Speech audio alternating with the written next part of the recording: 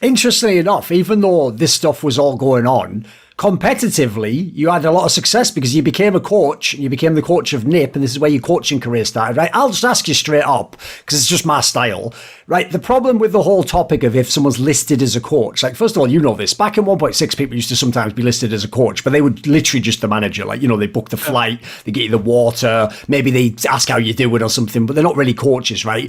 I've heard even in the early days now, like, even if they call you the coach, like, it's not like being Sonic now. Like, you can't like bench people. Sometimes the players might not even listen if you tell them some stuff. Like, if you watch a demo, they're not going to watch it with you. They'll just go, "What did you figure out?" Like, it's kind of like you sort of get to assist them in a way. What was it like at this point in time? Because you were working, especially with NiP, who was obviously an enormous name, legendary players, and they're trying to like revitalize their career again. What was it like becoming a coach early on? I think you might be one of the absolute first in CSGO. Yeah, I do remember that because it was in the summer of 2014. So as I mentioned earlier, I stopped playing professionally. I started to working full time, and I was in Bosnia that summer. And I remember Getright messaging me on Facebook and saying like, "Yo, we have had a slump this year. We have a major coming up in Cologne. We would like to have like some input from someone else outside of the team, someone who can like give us fresh ideas, maybe see it from a different perspective. Would you be up to help us?" I was like, "Yeah, sure." So I found a friend in Sarajevo who had a computer. So I went to his place and I was there every day and practiced with the guys. I was in spectate, watching the players and like, okay, can we do it like this? So I was starting to they didn't ask me, "Can you coach us?" They was like, "Can you just help us?" I don't know why they asked me. Maybe just someone said, "Yeah, let's bring in a game leader who is not playing professional today." I don't know. But then they said, "Okay, can you just go with us to Cologne and like be with us?" I was like, "Yeah, sure." So I took a flight from Sarajevo to Stockholm, and then I met up with the guys in their house that they had back then, which was outside of Stockholm. We were there that evening. We took some pictures. We posted it on Twitter, and we had this little buzz about me joining NiP. Then the social media guy on NiP thought it was a brilliant idea to give me the title as a strategic advisor. I was like, yeah, whatever. We went to Cologne and I was behind the players. And at this time I could talk to the players at all time. Oh, okay. The timeouts were like 3 minutes long. Like a big difference to how the coaches work today. So I was like, yeah, I was with the team and I could help with communicating. One interesting fact was that Exist was the in-game leader in NiP and I was previously in-game leader, but both of us came from the Karn school in terms of IGLing. So me and Exist saw how to call CS in the same way. So there was a lot of times when I said, okay, should we try to do this? And Exist thought, yeah, I also wanted to do that.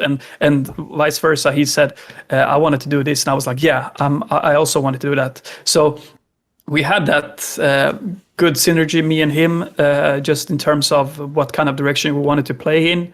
And it was also like a time where I could also focus on the players. So I could see, like, for example, Freiburg, he was very aggressive as a player, like super aggressive, sometimes stupid aggressive. And I told him, like, I remember when we played Cobblestone, I think we played against Cloud9, if I remember it correctly. And the B site on Cobblestone was like super... It was fucked up in terms of how the site was built up, because you had the B site as we know it today, Cobblestone, but then you had like a small part of the B site behind some like... It was a broken wall. Yeah, exactly. And I was like, okay, that's the B site. So in my terms, like from a strategic point of view, I was like, why the fuck are we going to fight them here? Just wait for them on B site. We don't need to push them because they need to use all the utility to get out. But once they need to cross over to site, they don't have any utility left. And and that's where I, as a coach, started to think. Actually, that's where I started to become more of a coach, because that's when I saw Freiburg, and Freiburg was always trying to push up against them heavy on B site, and I was like, Freiburg, yo, chill, just back off site. He was like, okay, I'm gonna back up site. Next round, he goes aggressive. I was like, Freiburg, come on. Okay, I'm gonna back up. Next round, he goes aggressive again. So we had that that was a time when I could focus on what the players did in that round, because no one had that before.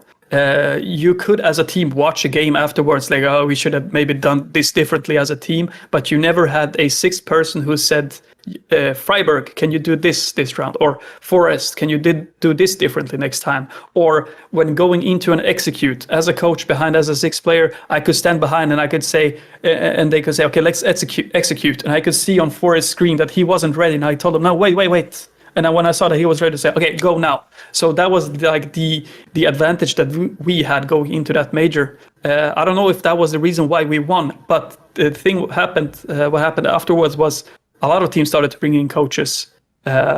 So yeah, as you said, if I was the first real coach, I don't know, but the approach that we had was similar to the idea of coaches today. And it was, at the same time, very lucky that I got the opportunity. First of all, even that they asked me, that's lucky. But also the fact that I stopped playing, because if I kept on playing in SK that year and I didn't finish, they wouldn't have asked me, because I would still have been a player.